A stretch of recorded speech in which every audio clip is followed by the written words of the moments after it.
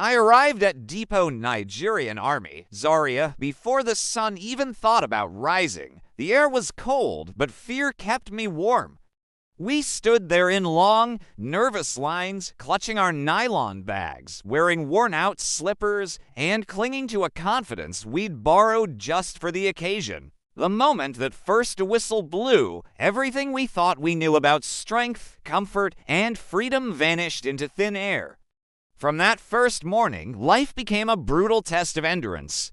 Sleep was a luxury rationed out like gold.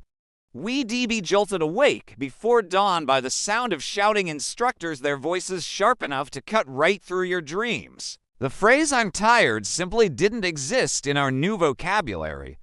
If you slowed down, the ground was there to catch you. If you dared to complain, the punishment doubled. Depot didn't care who you were before you walked through those gates. The training was relentless. We ran everywhere on sand, on gravel, under a sun that felt closer in Zaria than anywhere else in Nigeria. Morning drills bled into physical training, which bled into weapons handling, which bled into field craft. Push-ups weren't just an exercise, they were a form of communication. Miss a command, you drop. Look the wrong way, you drop.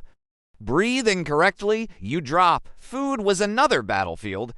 Hunger was a constant shadow following us everywhere. The meals were simple and never felt like enough, but you learned very quickly that eating fast mattered more than eating well.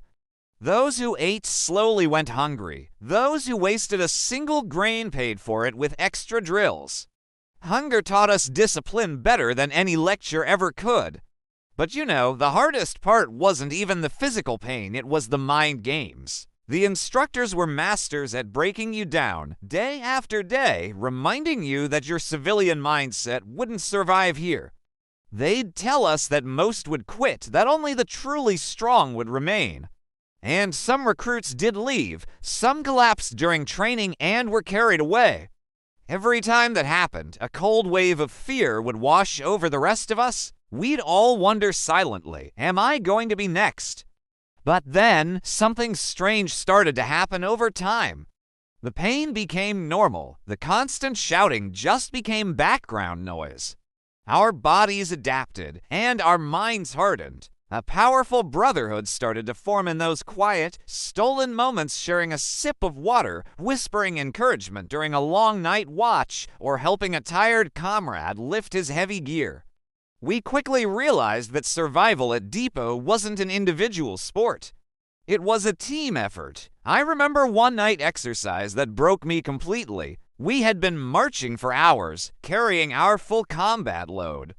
My legs were shaking uncontrollably. My vision was blurring. I wanted to drop my rifle and just sit down. To hell with the consequences. And then I heard the recruit behind me whisper, "No, stop."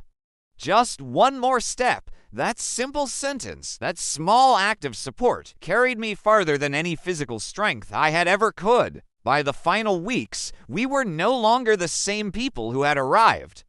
Our uniforms fit differently. Our posture had changed. Our fear had transformed into a controlled aggression, into real confidence. The same instructors who once treated us like we were nothing now corrected us with fewer insults. And that alone felt like a massive victory. Passing out parade day arrived almost quietly. Standing on that parade ground in our full dress uniform, boots shining, chests puffed out, I realized something profound. Depot didn't just train soldiers, it systematically stripped away every ounce of weakness, pride, and every excuse you ever made for yourself. What survived was pure, unshakable discipline. I survived Depot Nigerian Army Training not because I was the strongest or the fastest, but because I simply refused to quit. There were so many days I wanted to, but every single morning I got up anyway. And that is the real lesson of Depot. Survival isn't about raw power, it's about sheer endurance. When people ask me what Depot was like, I don't need to exaggerate. I just tell them this: Depot will humble you, it will break you, and then it will rebuild you. And if you survive, you will never, ever be the same again. Thanks for listening to my story. If it resonated with you, please like, share, and subscribe for more. See you in the next one.